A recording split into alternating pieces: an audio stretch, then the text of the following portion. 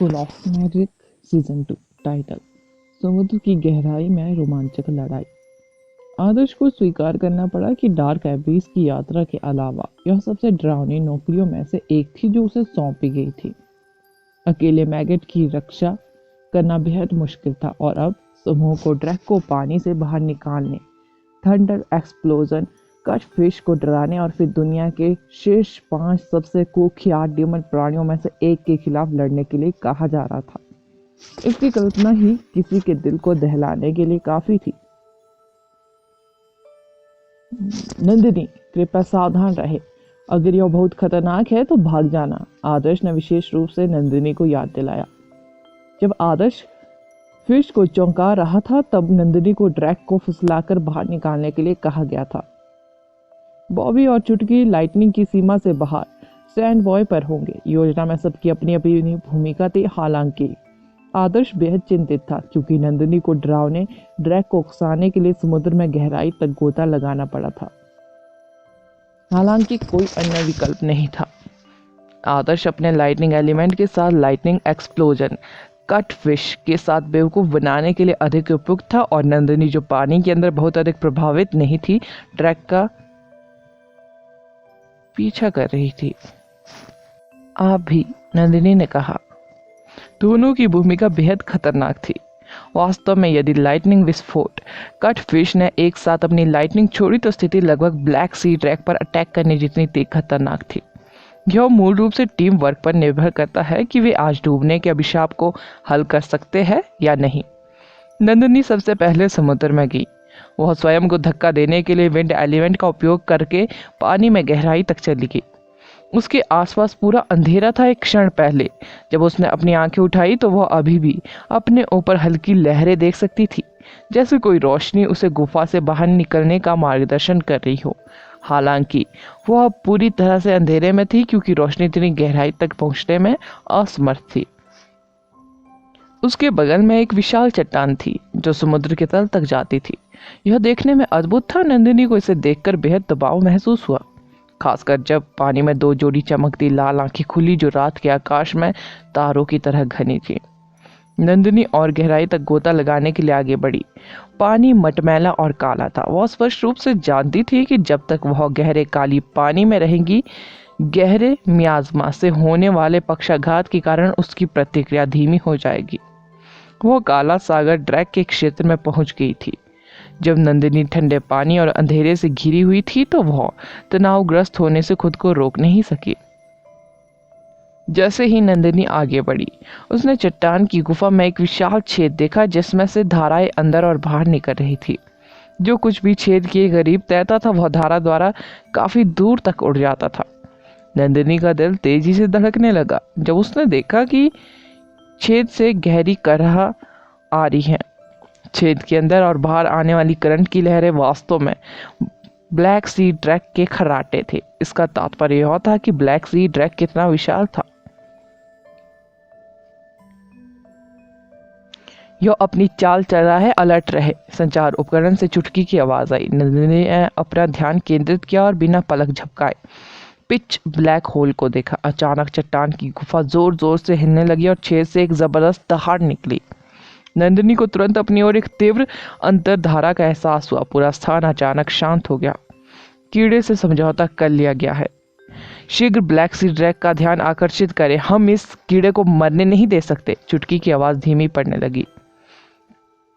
नंदिनी को खुद को धारा के विपरीत स्थिर करने में काफी प्रयास करना पड़ा। एक विचार के साथ उसने 10 से अधिक बर्फ की जंजीरों को बुलाया और उन्हें पिच ब्लैक होल में डाल दिया। बर्फ की जंजीरों के सिरे नुकीले कांटों से बने थे। नंदिनी ने देखा कि कुछ बर्फ जंजीरें अचानक रुक गई। बर्फ की जंजीरें ब्लैक सी ड्रैक पर स्टीक वार करने में कामयाब रही थी।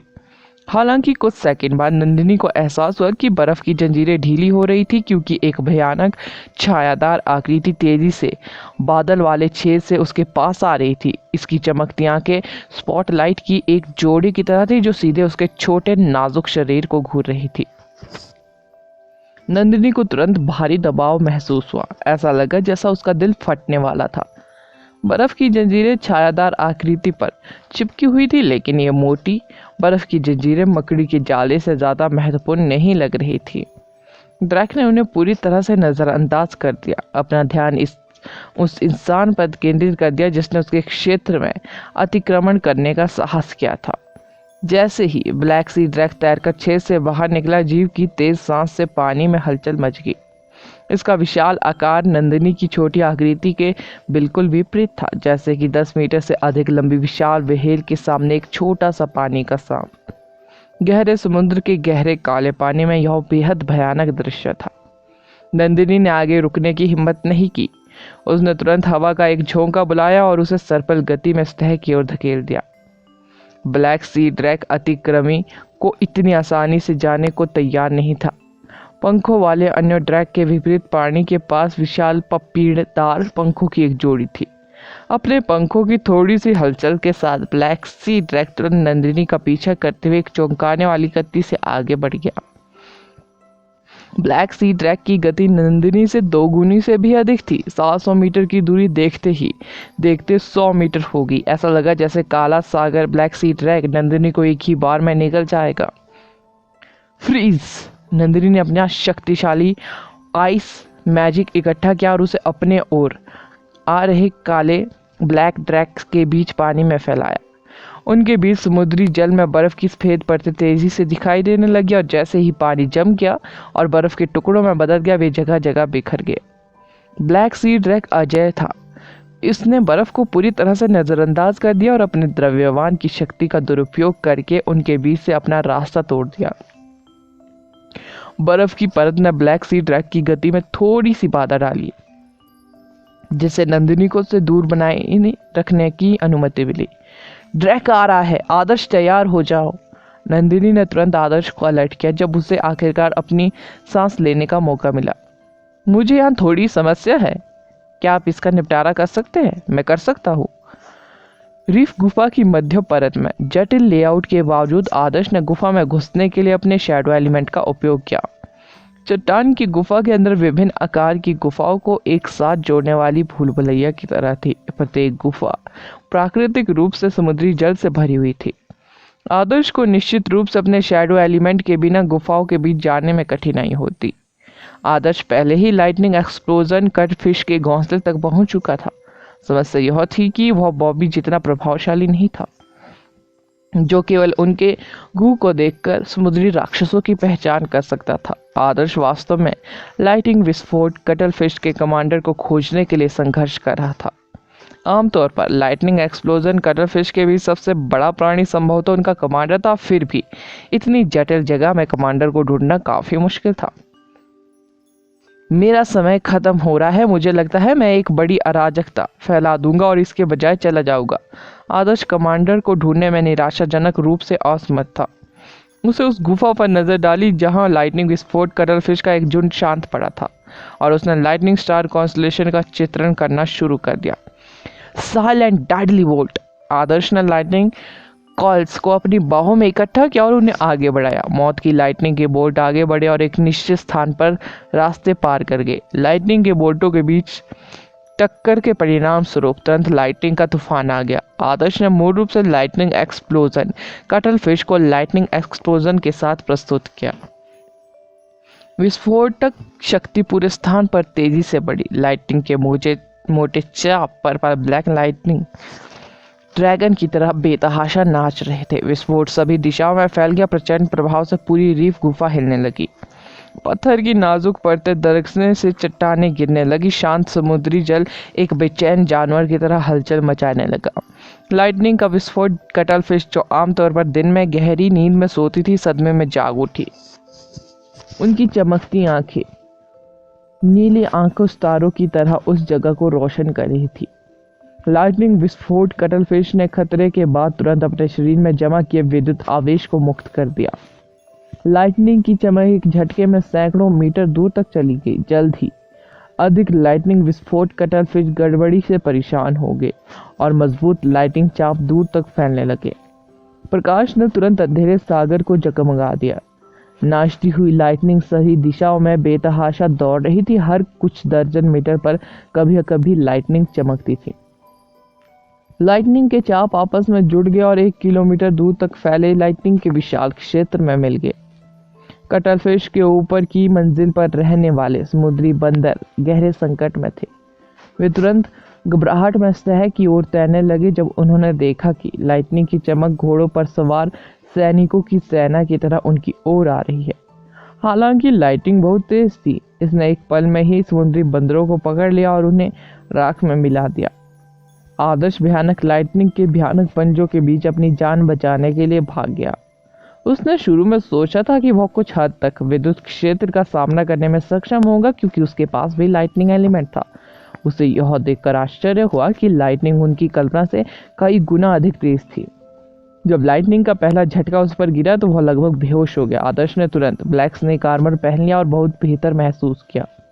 लाइटनिंग की चमक बिखेरते हुए आदर्श को तब राहत मिली जब उसने अंततः अपने ऊपर एक रोशनी देखी। उसने अपनी गति तेज कर दी और एक ही सांस में सतह पर आ गया। वह तेजी से बॉबी और चुटकी से जुड़ने के लिए अछूते क्षेत्र में चला गया। जब आदर्श अंततः उथली चट्टान पर पहुंच गया तो उसने राहत भरी सांस ली। उसने तुरंत पानी की ओर देखा और पूरे क्षेत्र में लाइटिंग की घनी चमक को बेतहाशा बढ़ते हुए देखकर चौंक गया। ऐसा लग रहा था मानो हजारों लाइटनिंग की मछलियां एक दूसरे से बेतहाशा टकरा रही है। तेज गर्जना के साथ पानी की सतह ऊपर उठने लगी। ब्लैक सी ड्रैक भी सतह पर पहुंच गया था। निर्दयी प्रकाश क्षेत्र द्वारा प्रताड़ित किए जाने के बाद इसे भूमि पर भागने के लिए भी मजबूर किया गया था। यह यहाँ है। चुटकी की आंखें चमक उठी। Oh my God! बॉबी ठंडे पसीने में डेक पर गिर गया। उन्होंने शुरू में सोचा कि यह केवल एक युवा ब्लैक सी ड्रैक है जो एक औसत ट्रॉलर के आकार का था। उसे यह देखकर आश्चर्य हुआ कि ब्लैक सी ड्रैक अत्यधिक विशाल था। यह काफी बूढ़ा जानवर निकला। जरा हवा में खुले उन नुकीले दांतों को देखो। क्या ये सचमुच इसके दांत हैं? उनमें से प्रत्येक एक विशाल तलवार की तरह था। School of magic season 2। Title: उग्र लहरों का पंजा। अत्यधिक डर से बॉबी को बेहोश होना जैसा महसूस हुआ। उसने अवचेतन रूप से नाव को दूर तक खदेड़ दिया। ब्लैक सी ड्रैक जो लहरें बना रहा था वह लगभग 8 मीटर ऊंचा था। उनमें से प्रत्येक छोटी नाव को टुकड़ों में तोड़ने के लिए पर्याप्त था। नंदिनी यहाँ पर! आदर्श नंदिनी पर चिल्लाया। नंदिनी का अभी भी ब्लैक सी ड्रैक द्वारा पीछा किया जा रहा था। जीव के सिर पर 2 लंबी मूछें थी जो काली ऊर्जा का संचालन करती थी। यह ड्रैगन की सांस के साथ मिलकर नंदिनी की दिशा में एक ब्लैक शॉकवेव फायरिंग में बदल गया। नंदिनी ने उथली चट्टान पर फुर्ती से उतरने में मदद के लिए हवा का तेज झोंका बुलाया। हालांकि लाइटनिंग की काली सांस तुरंत अद्भुत विनाशकारी शक्ति के साथ उस पर गिरी। नंदिनी उसके सामने एक अंडाकार बर्फ की ढाल बनाने के लिए बर्फ को बुलाती रही। उसकी रक्षा के लिए ढाल नीचे झुक गई। ब्लैक लाइटिंग समुद्र के पानी तक फैल गई। ऐसा प्रतीत हुआ कि यह पानी में घने विद्युत क्षेत्र के साथ प्रतिक्रिया उत्पन्न कर रहा है। लाइटनिंग विस्फोट कटलफिश द्वारा उत्पन्न लाइटनिंग के 4 विशाल जीव के करीब जाने लगे। ब्लैक सी ड्रैक काफी बुद्धिमान प्रतीत होता था। जब उसे एहसास हुआ कि उसकी लाइटनिंग विद्युत क्षेत्र को अपनी ओर आकर्षित कर रही है तो उसने तुरंत अपने लाइटनिंग एलिमेंट से अटैक करना बंद कर दिया। यह अपने ऊपर मृत्यु लाने के प्रति अनिच्छुक था। लाइटनिंग का क्षेत्र इतना तेज था कि उसकी त्वचा और उसका मांस पक गया। लाइटनिंग विस्फोट कटलफिश का स्कूल कुछ ऐसा था जिसे वह अपमानित नहीं कर सकता था। ब्लैक सी ड्रैक के पास लाइटनिंग एलिमेंट पर भरोसा किए बिना भी अन्य क्षमताएं थी। इसका शरीर गहरे सोने का हो गया था और इसका पपीड़ादार कवच चमकने लगा था जिससे इसे एक अद्वितीय ताकत मिल गई थी। इसने अपना पंजा उठाया और नंदिनी की दिशा में घुमाया। पंजे से उत्पन्न गहरी नीली रोशनी आगे बढ़ी और पानी तथा चट्टानों को आधा काट दिया। नंदिनी को पता था कि बर्फ की ढाल अब और अधिक समय तक टिक नहीं सकती। उसने निर्णायक रूप से अपनी जमीन छोड़ दी और तुरंत खुद को ब्लैक सी ड्रैक से दूर कर लिया। मेरी बारी! आदर्श पूरी तरह से भीषण डिजास्टर फायर और रोज फ्लेम से घिरा हुआ था। 2 अलग अलग लपटें एक शक्तिशाली मुट्ठी में मिल गई जो आगे बढ़ते हुए और काले सागर ड्रैग को चीरते हुए एक उग्र ड्रैगन में बदल गया। जब ब्लैक सी ड्रैग ने उग्र ड्रैगन को पास आते देखा उसने बचने की कोशिश नहीं की। इसने अहंकार पूर्वक अपनी निगाहें उठाई और दहाड़ लगाई। उसके सामने वाटर कंटेन जैसा एक वाटर शील्ड दिखाई दिया। उग्र अजगर बैरियर से टकराया और तुरंत वाष्पित हो गया। यह ब्लैक सी ड्रैग को कोई नुकसान पहुंचाने में विफल रहा। Sky flame फ्यूनियल। आदर्श अपना मैजिक चलाने में काफी तेज था। उसने आग की 2 गांठें हवा में उठाई जो जल्द ही ब्लैक सी ड्रैग पर मंडराते हुए एक उग्र बादल में बदल गई। जलते बादल से घने आग के गोले तेजी से नीचे गिरने लगे, जैसे उथली चट्टान आग की लपटों के झुलसाने वाले समुद्र में बदल गई। आग के गोले अकाला सागर ड्रैग पर उतरे और उसके तराजू के एक बड़े हिस्से में आग लगा दी। ब्लैक सी ड्रैग को एहसास हुआ कि वह मुसीबत में है और उसने आग की लपटों से बचने के लिए वापस समुद्र में घुसने की कोशिश की। हालांकि जैसे ही वह पलटा, यह देखकर चौंक गया कि समुद्री जल पर पहले से ही जंगली लाइटनिंग हावी थी। यदि यह अभी पानी में प्रवेश करता तो लाइटनिंग से इसे गंभीर क्षति पहुंचती। ब्लैक सी ड्रैग ने पानी में प्रवेश करने की हिम्मत नहीं की। वह सीधा हो गया और भयंकर दहाड़ने लगा। आसमान से समुद्री जल की धाराएं बरसने लगी और आदर्श के आग की लपटों के समुद्र पर गिरने लगी। आग की लपटों का सागर काफी जल्दी बुझ गया। ऐसा प्रतीत होता है कि ब्लैक सी ड्रैग को आग बहुत नापसंद थी।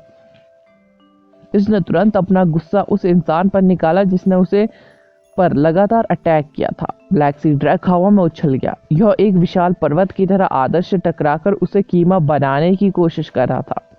जैसे ही जीव सतह पर उतरा, ऊर्जा की एक गहरी नीली लहर आगे की ओर बढ़ी। आदर्श ने ध्यान नहीं दिया कि लहर कितनी तेज थी।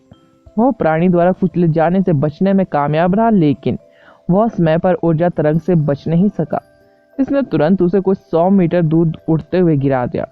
सौभाग्य से नंदिनी समय रहते उसे बर्फ की जंजीरों से पकड़ने में कामयाब रही, अन्यथा आदर्श को पता नहीं था कि वह उस प्राणी से कितनी दूर होता। कितना वहशी प्राणी! आदर्श अपने पैरों पर खड़ा हुआ और काले ब्लैक सी ड्रैग को घूरने लगा। जब छोटी फ्लेम ने शक्तिशाली जानवर को देखा तो वह उत्साहित होगी। आदर्श को पता था कि लिटिल फ्लेम बेले को चुनौतीपूर्ण मुकाबलों में भाग लेने की तीव्र इच्छा थी। उसने तुरंत अपनी आत्मा के माध्यम से लिटिल फ्लेम बेले के साथ बात की, अपने चारों ओर विपत्ति की आग की ज्वलन जीवों को बुलाया। Rocket wings! आदर्श के आदेश पर आपदा की आग पंखों में बदल गई और आदर्श की पीठ से जुड़ गई, जिससे शानदार जलते हुए पंखों की एक जोड़ी बन गई। पंख फट गए, जिससे आदर्श हवा में प्रकाश की किरण की तरह आगे की ओर उछल गया। उसके शरीर से निकलने वाली आग की लपटें उसकी कलाई पर जमा हो गई। उल्कापिंड फिस्ट! उल्कापिंड मुट्ठी के साथ कई भयंकर ड्रैगन उसके चारों ओर चक्कर लगा रहे थे और उनमें से झुलसा देने वाला लावा निकल रहा था। मुक्का ब्लैक सी ड्रैग की छाती पर लगा। वह विशाल जीव 100 मीटर से अधिक पीछे की ओर फिसल गया। इसके गहरे काले रंग के तराजू पर जलने का स्पष्ट निशान था जो थोड़ा धंसा हुआ था। जब बॉबी ने यह दृश्य देखा तो वह हंस पड़ा। उन्होंने कभी नहीं सोचा था कि आदर्श की ताकत इतनी चौंकाने वाली होगी, यह देखते हुए कि वह कितना छोटा था। वह एक ही मुक्के से विशाल शक्तिशाली जानवर को वापस गिराने में कामयाब रहा। 10,000 आइस बो! जब आदर्श ब्लैक सी ड्रैग को व्यस्त रख रहा था तब नंदिनी ने भी अपना मैजिक चलाना समाप्त कर दिया था। नंदिनी अपने डोमेन की मदद से अपने मैजिक को आदर्श से थोड़ा बेहतर नियंत्रित कर सकती थी। उसने अपने हाथ आगे की ओर बढ़ाए और प्राणी पर लगभग 10,000 बर्फीले तीर चलाए। बर्फ के तीर छोटे लग सकते हैं, लेकिन उनकी संख्या और ताकत को कम नहीं आंका जा सकता। ब्लैक सी ड्रैग को अपनी पूंछ और भुजाओं से अपने महत्वपूर्ण हिस्सा की रक्षा करने के लिए मजबूर होना पड़ा। बर्फ के तीरों में जमा देने की क्षमता थे और भले ही तीर ड्रैग की रक्षा को भेदने में विफल रहे, लेकिन ठंड में ढकने के बाद उसका पपीड़ादार कवच कठोर हो गया। गुरुत्वाकर्षण! आदर्श ने तुरंत मौके का फायदा उठाया। फायर स्पिल का उपयोग करने के बजाय जो नंदिनी की बर्फ को नष्ट कर देगा, उसने स्पेस को संपीड़ित करने का निर्णय लिया। ब्लैक सी ड्रैग को घेरने वाले रोम्बॉइड ने उसके भीतर गुरुत्वाकर्षण बल को 10 गुना बढ़ा दिया, जिससे विशाल ब्लैक सी ड्रैग के लिए स्वतंत्र रूप से घूमना बेहद मुश्किल हो गया। ब्लैक सी ड्रैग ने जमीन पर पैर पटका और अपने पंजों को जोर से हिलाया और अपने शरीर को ढकने वाली बर्फ को तोड़ने की कोशिश की। हालांकि बर्फ के तीरों की संख्या बहुत चौंकाने वाली थी। ब्लैक सी ड्रैग का शरीर जल्द ही पाले की परत से ढक गया। Ice domain! नंदिनी ने तुरंत अपना आइस मैजिक इकट्ठा किया। आइस का विन तत्व नग्न आंखों से दिखाई दे रहा था क्योंकि और तेजी से नंदिनी के आसपास इकट्ठा हो गया था। धसी हुई चट्टान के ऊपर का पानी जल्द ही बर्फ की मोटी परत में बदल गया। आसमान से बर्फ गिरने लगी। नंदिनी ने उत्कृष्ट फोकस के साथ अपना मैजिक चलाना जारी रखा। दर्जनों मीटर ऊंचे कई ग्लेशियरों ने ब्लैक सी ड्रैग को घेर लिया और इसे मोटी भारी जंजीरों से दबा दिया। कुछ ही समय बाद बर्फ की एक पूरी पहाड़ी ने ब्लैक सी ड्रैग को घेर लिया, जिससे वह बीच में फंस गया। जीव बेहद धीमा था क्योंकि उसे हिलने डुलने में कठिनाई हो रही थी, उसे अपनी ताकत जुटाने में कठिनाई हो रही थी। निष्शासन। यह देखकर आदर्श ने अपना शैडो डोमेन पेश किया। बर्फीली पर्वत जंजीरों की शीर्ष पर खड़ी एक विशाल काली फॉर्मेशन। विशालकाय शैडो स्पाइक्स ने ब्लैक सी ड्रैगन पर धावा बोला और उसके शरीर के हर एक जोड़ को बंद कर दिया। आवश्यक विशाल शैडो स्पाइक्स की संख्या लक्ष्य के आकार के समानुपाती थी। भले ही ब्लैक सी ड्रैग बर्फीले पहाड़ों और विशाल शैडो स्पाइक के निर्माण से दब रहा था, फिर भी प्राणी अभी भी संघर्ष कर रहा था। यह अभी भी दहाड़ सकता है और अपने शरीर को मोड़ सकता है। कैसे? कितना प्रभावशाली! बॉबी बस दूर से देखता रहा और टिप्पणी करता रहा। जब उसने नंदिनी और आदर्श को ब्लैक सी ड्रैग को वश में करने के लिए टीम बनाते हुए देखा तो वह चिल्लाए बिना नहीं रह सका। दो युवा जादूगरों के पास वास्तव में शक्तिशाली प्राणी के विरुद्ध एक मौका था। ब्लैक सी ड्रैग बहुत गुस्सा हुआ, यहाँ तक कि उसकी धमाकेदार गर्जना के बाद आसमान भी हिलने लगा। विनाशकारी गहरे नीले रंग की ऊर्जा तरंग एक बार फिर प्रकट हुई। संभवतः यह असाधारण ड्रैगन शक्तिशाली था जो ब्लैक सी ड्रैग के पास थी। जैसे ही ऊर्जा तरंग एक घेरे में बाहर की ओर बढ़ी, उसने तुरंत नंदिनी के डोमेन के बर्फीले पहाड़ों को टुकड़ों में तोड़ दिया। आदर्श की शैडो फॉर्मेशन भी प्रभाव से बच नहीं पाई। ऊर्जा तरंग की चपेट में आने के बाद विशालकाय शैडो स्पाइक्स तेजी से तितर बितर हो गए। यहाँ तक कि आदर्श का निष्शासन भी बहुत प्रभावित हुआ था और प्रभाव समाप्त होने के कगार पर था। जंजीरों से मुक्त होने के बाद ब्लैक सी ड्रैग ने अपना विशाल मुंह खोला और आदर्श पर थूक दिया। पानी का एक बेहद मोटा खंभा ठीक आदर्श की दिशा में उड़ गया। आदर्श इससे बचने ही वाला था कि तभी उसने देखा कि ब्लैक सी ड्रैग भी उसकी ओर अपना सिर घुमा रहा है। वाटर पिलर अविश्वसनीय रूप से शक्तिशाली था। आदर्श स्थिर खड़े होने के लिए संघर्ष कर रहा था। उस पर लगी विपत्ति की आग बुझ गई क्योंकि प्रभाव के कारण वह उड़ गया। वह लगभग धंसी हुई चट्टान की सीमा के बाहर गया। ब्लैक सी ड्रैग ने इसी तरह नंदिनी पर थूका था। विशाल वाटर पिलर आगे की ओर टकरा गया, यहाँ तक कि नंदिनी की आइस जंजीरों की भी इसका मुकाबला नहीं कर सकी। वह भी टक्कर से उड़कर नीचे गिर गई। इससे पहले कि आदर्श और नंदिनी संभल पाते, ब्लैक सी ड्रैग ने उनका पीछा किया और अपना विशाल पंजा उठाया। जैसे ही जीव ने अपना पंजा उठाया, एक बड़ी लहर उठी और जानवर के पंजे के साथ नीचे आने लगी।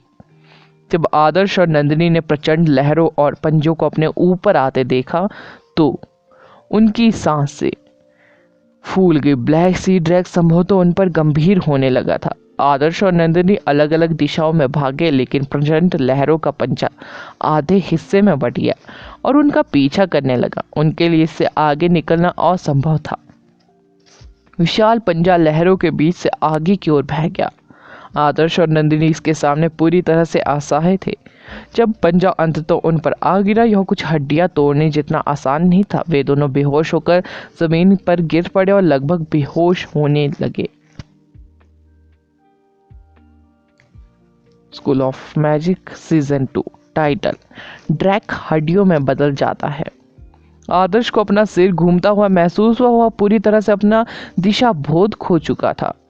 पंजे का बल बिल्कुल हास्यास्पद था। आदर्श को लगभग ऐसा महसूस हुआ कि प्रभाव से उसकी हड्डियां टूट कर गिर रही है, भले ही उसने ब्लैक स्नेक आर्मर पहना हुआ था। जब आदर्श होश खो रहा था, उसे अचानक बगल से एक मजबूत उपस्थिति का एहसास हुआ। जैसे ही उसने पर एक बड़ी छाया मंडराने लगी, उसके बाल तुरंत खड़े हो गए। ब्लैक सी ड्रैग ने अपना मुंह खोला और आदर्श को काट लिया। आदर्श ने भागती हुई शैडो तब डाली जब उसके नुकीले दांत उसके चेहरे से मात्र इंच की दूरी पर थे। वह दो शैडो में विभाजित हो गया और वह मुश्किल प्राणी के जबड़े से उसके नुकीले दांतों के बीच से बच निकला। ब्लैक सी ड्रैग ने आदर्श की परछाइयों का लगातार पीछा करना जारी रखा। इसकी लंबी ड्रैगन मूछें अपने स्वयं के दिमागों से युक्त प्रतीत होती थी और वास्तव में उसे सोने की जंजीर की तरह बांधने के लिए उसके शरीर के चारों ओर लिपटी हुई थी। जब आदर्श ने ड्रैगन की मूंछों को सिकुड़ते हुए देखा तो वो हैरान रह गया। अगर वह ड्रैगन की मूंछों में फंस जाता तो निश्चित रूप से वह तुरंत प्राणी के मुंह में समा जाता। Dark Nobel metal. आदर्श ने अपनी ताकत को और अधिक बरकरार नहीं रखा। उसने तुरंत डार्क नोबल मेटल को बुलाया। जब वह अभी भी शैडो के रूप में था तब एक लंबे लबादे का छाया चित्र तेजी से उसकी पीठ पर दिखाई दिया। ऐसा लग रहा था मानो पंखों का एक जोड़ा मुड़ रहा हो। जैसे ही मेटल प्रकट हुआ, आदर्श की उपस्थिति बिना किसी निशान के गायब हो गई।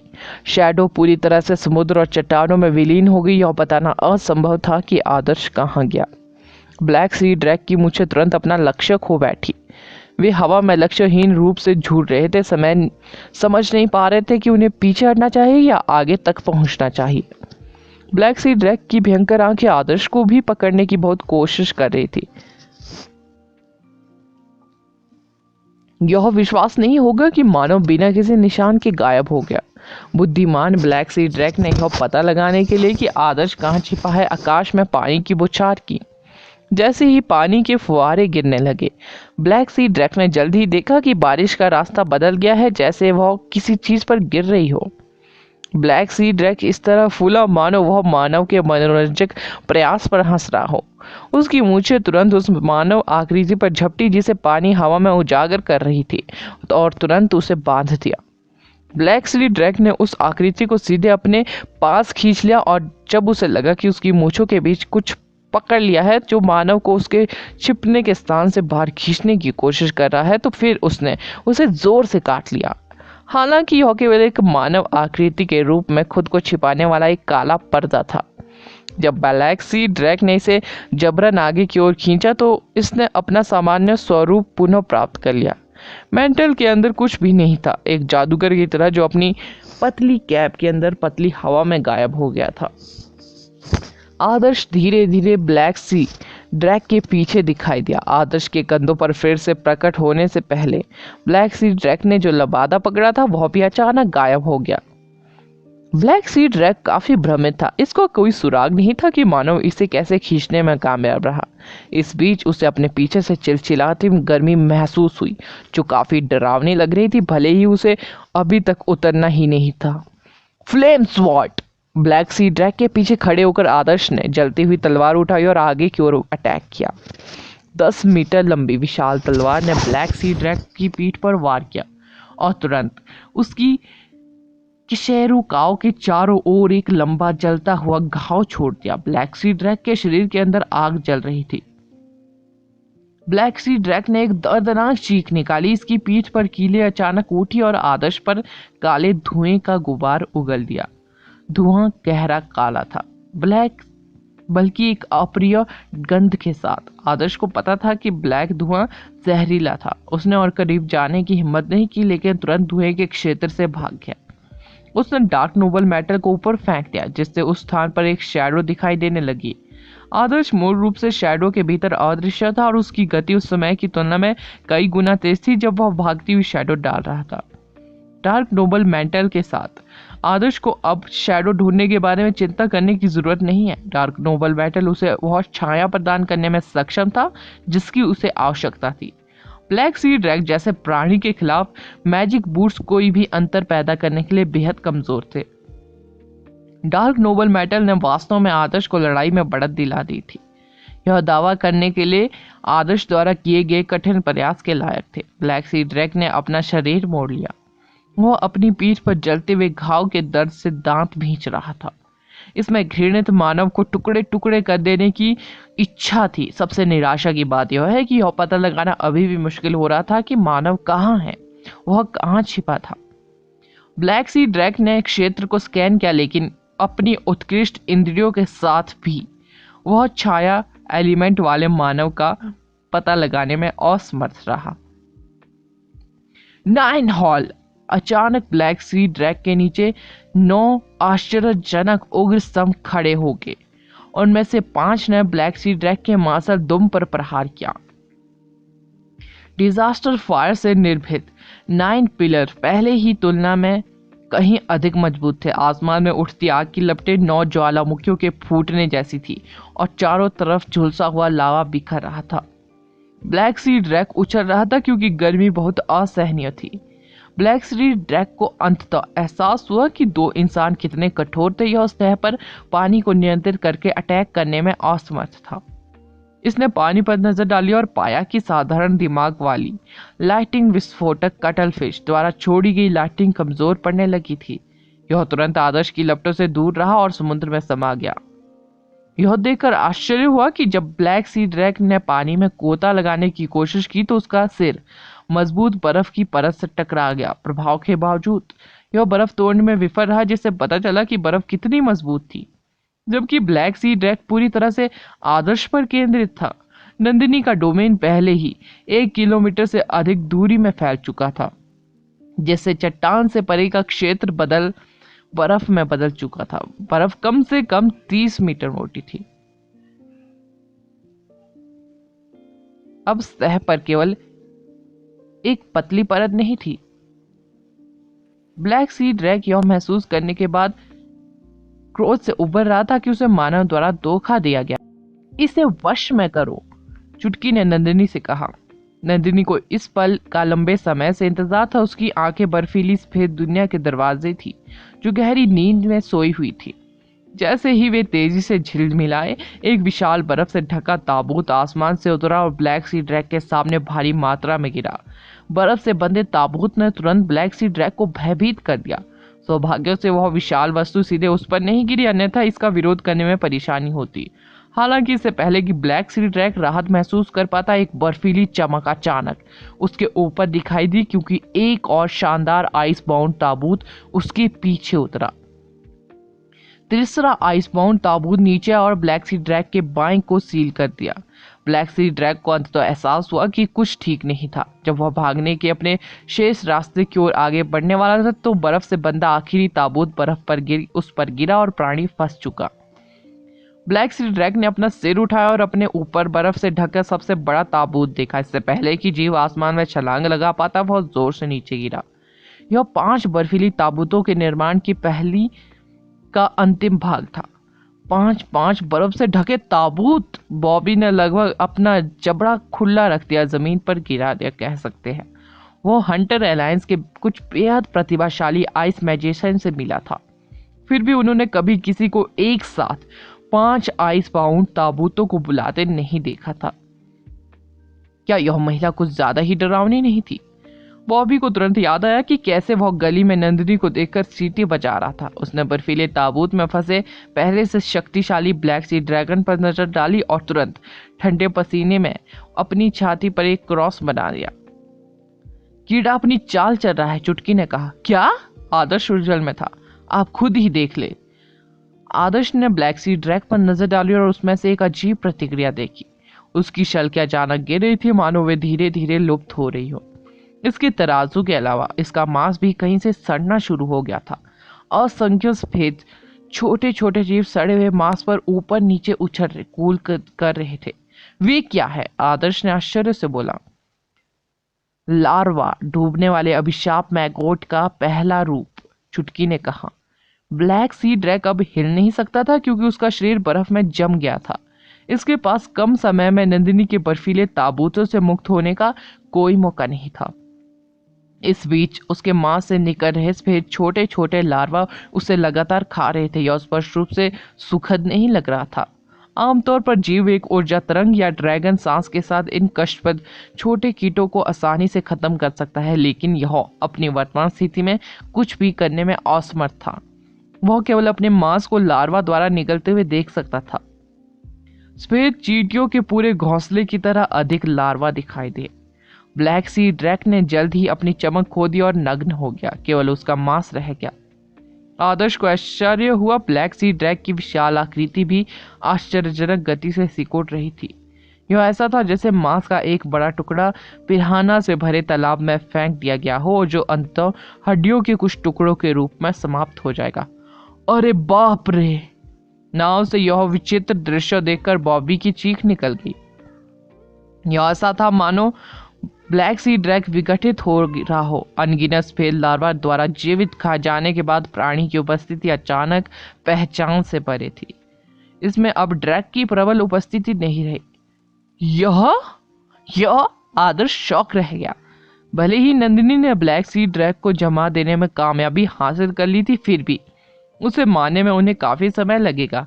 असल में वे यह नहीं बता सके कि वास्तव में उनके पास प्राणी को मारने के लिए पर्याप्त मारक क्षमता थी या नहीं।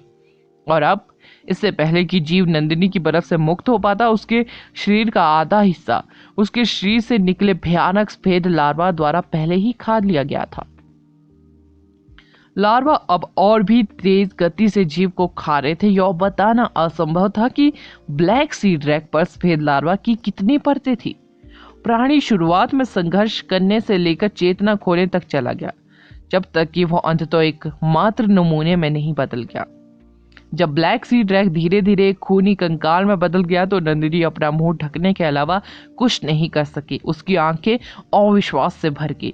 डरावना शब्द अब उस दृश्य का वर्णन करने के लिए पर्याप्त नहीं था, क्योंकि कौन संभवतः सोच सकता था कि तुच्छ पारदर्शी कीड़ा कुछ ही समय में पूरे ब्लैक सी ड्रैग को कंकाल तक बनाने में सक्षम था।